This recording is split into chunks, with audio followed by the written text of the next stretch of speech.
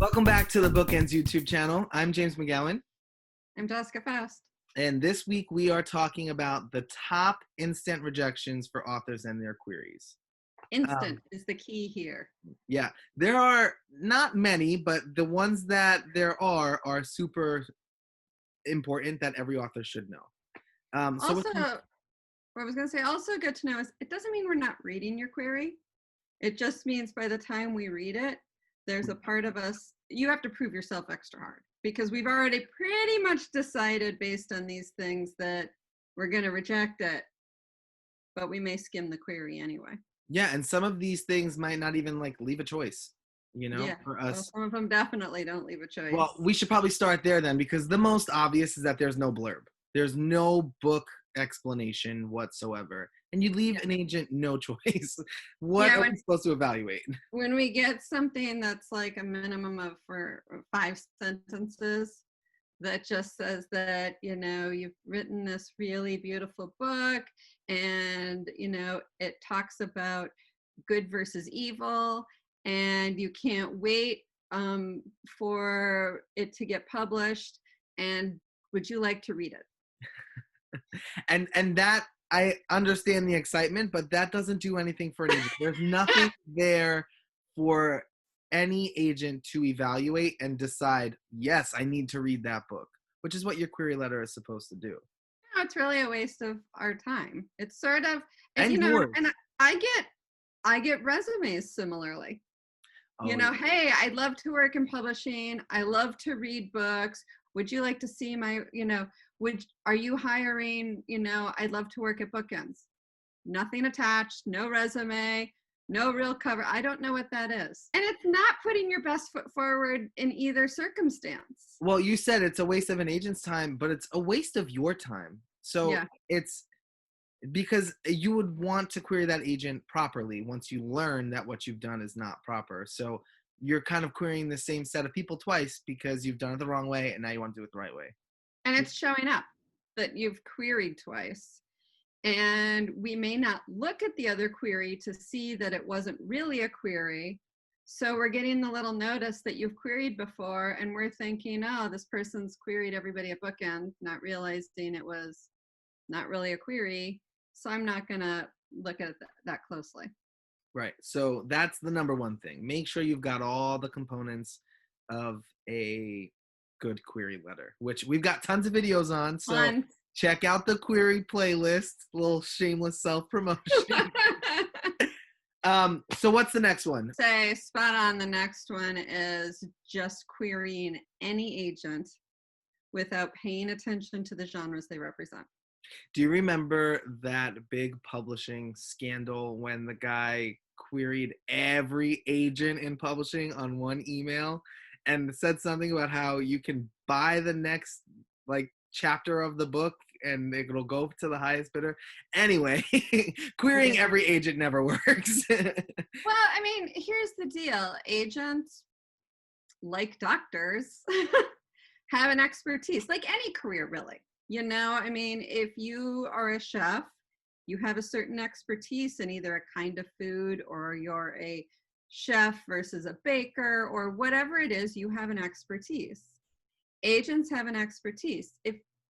So in the month of December, a lot of BookEnds agents were closed. I was not. Suddenly I'm getting a ton of picture books and middle grade because the assumption was, well, I want to query BookEnds, but nobody who represents those is open, so I'll just query whoever. But again, it's a waste of your time. It's a waste of my time. I don't represent picture books. I don't represent middle grade. I likely will not ever represent those things. So I see that when I see in the query that that's what the book is, I'm just going to reject it. Right. And when you're querying, before you send any query letter, you should be researching that agent, right? So if you find that agent on their website, their submission wish list, and you have to email them, you should be going by that submission list. If your genre, your type of book is not present in that paragraph, 2-paragraph description, don't send the query. If you're using Query Manager, to make it even more simple for you, it's a drop down of genres. So if you're querying a picture book to Jessica Faust and you see no picture book indications whatsoever. You're just wasting your query. You're wasting your time. You're wasting her time. It's just not your best step forward. You could be using all of that energy to then research somebody else or write something new or perfect your query letter in some other way. I think for me, there are two types of authors who are doing this. There's the first-time querier who is not aware, hasn't done the research, is new to the whole process, and is making a lot of mistakes. And then I think the second person is the one who has really already queried everybody on their list, and Right. potentially all, let's say, picture book agents. And now they just refuse to give up, and they're just going to query everybody and anybody. Which we love the can-do attitude, but it's channeled into the wrong spot. Yeah, I mean, there truly is only a number of agents that you can query no matter what you write. There is a limit to how many agents represent that. So when you start querying, you need to start preparing that next book, because at some point you're going to run out of agents. Yeah. And there's different theories on this. It could be 35, it could be 50. No matter the genre you write, I think being able to query 100 agents may not be possible. Yeah, I don't think it would be possible, particularly in picture books, since that's what we've been talking about. I don't think it's possible in most genres, to be honest. 100 agents is a lot. And if you're getting down to the 100th and one agent, my question would be, A, are they even representing books in your genre? And B, are they even selling anything? And also, are they someone that you've adequately researched who they are? Because I don't know. Like you said, there are 100, 101, whatever agents that you can confidently query and say you want to work with. Yeah. Yeah. So. And it's, publishing is a long game. And that means being ready to go out with your next book when you hit that last agent, and not just any agent, the last agent who actually represents what you've got. Exactly. Yeah. So those are two. Our third one is word count. Always word count. And we have done videos and we have done blogs that outline and highlight word count guidelines. If you don't know the word count of what you're writing, learn it now. Another shameless plug. Pause the video and figure out what your word count should be. Okay, but another shameless plug, because I think it was last year you did a great blog post. If you search word counts on our blog, you have a breakdown of every genre, every age group, and the expected word count, and sort of like the sweet spot, like the range, and then the sweet spot of where those genres usually fall. So shameless plug, go find that blog post and print it out and pin it above your desk, because it's a good little target for you to follow. And if you look at that and you go, oh, but it says fantasy and I'm writing speculative fiction, I think you're all smart enough that you can approximate that that's the word count in general you'll need to be in. Right. But word count is a big deal. And in fact, funnily enough, just before starting this video, I opened my query manager. Oh, yeah. And I had 4 submissions. One was 120,000 words, 130,000 words, 200,000 words, all red flags for me. Those are all over word count by a lot. Yeah, I mean, and the word count is, I feel like it's such a touchy subject with authors, because they will pluck books off of their shelf. I'm like, look at this one. Look at this one. Look at this one. Right. I think that there's always going to be exceptions to the rule. And we're not saying that you can't be an exception to the rule. But if the word count is super high and the idea is not convincing, like the word count can work against you in a query letter. So you should gun for something that is within the proper parameters for your genre. I mean, look at it this way. If the word count is between 80 and 100,000 words, 100,000 words is high.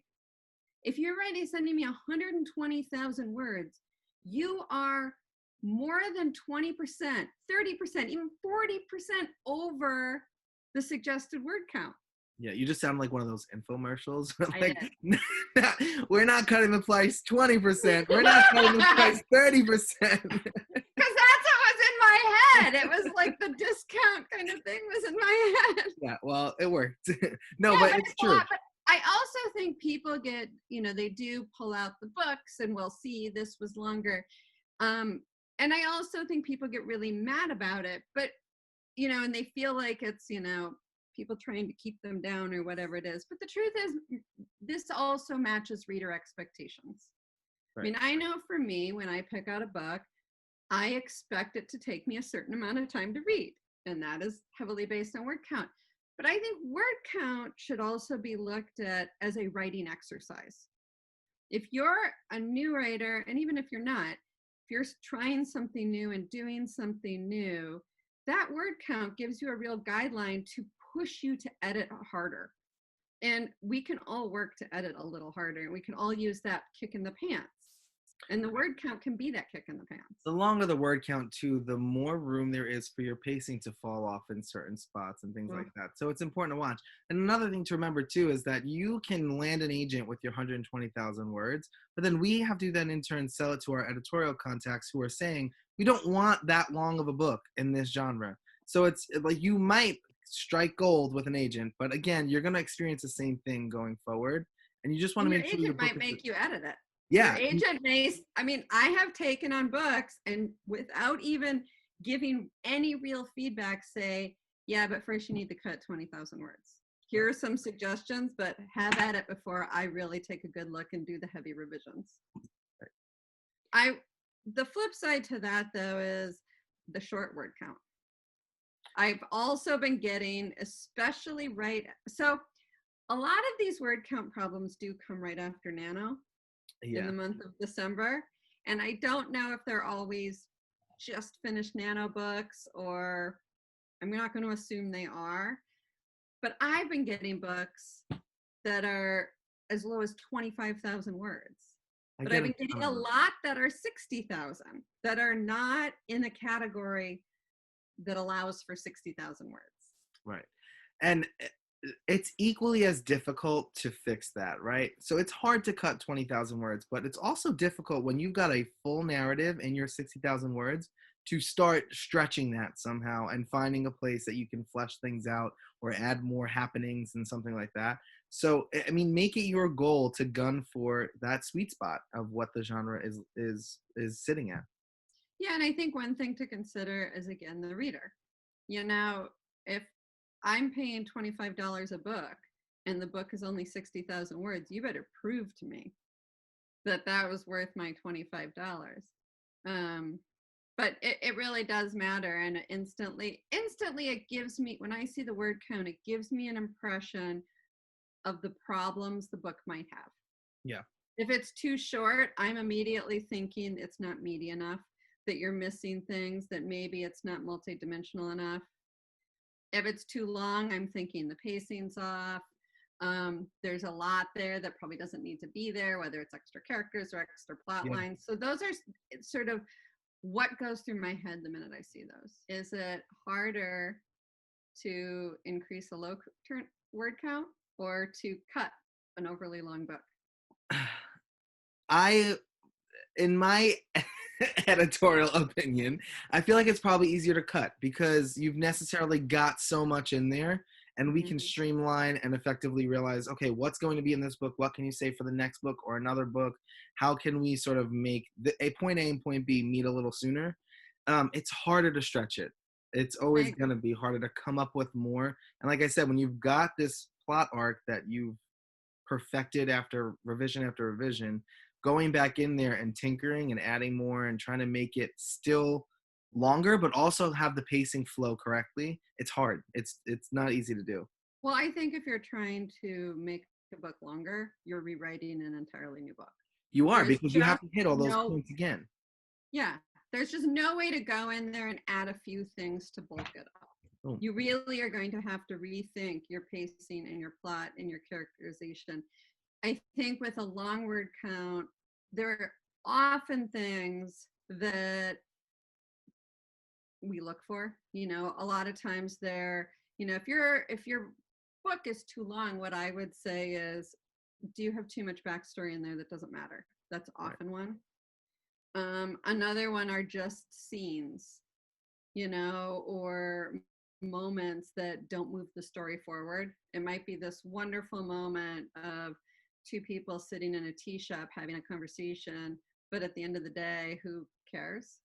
Yeah, so every scene should be propelling your plot forward, and Yeah. you probably have a lot of those in there that you feel are important that just might not be important when you get outsider reads on. So Yeah. But I agree. I always think it's easier to, I always say to my clients, I'd rather have you come in long and we can work to cut it than you come in too short. well, those are our top three. Am I missing Yeah. anything? I think that's it, right? No, I think those are the three that pop into my head as the red flags and the near instant rejections. So yeah, Yeah. those would be the three. So take a look through your book inquiry, make sure that you are not checking any of those boxes, and then keep bookends in mind when you're creating. We'd love to see what you're working on. Don't forget to like and subscribe, and we hope to see you back next week.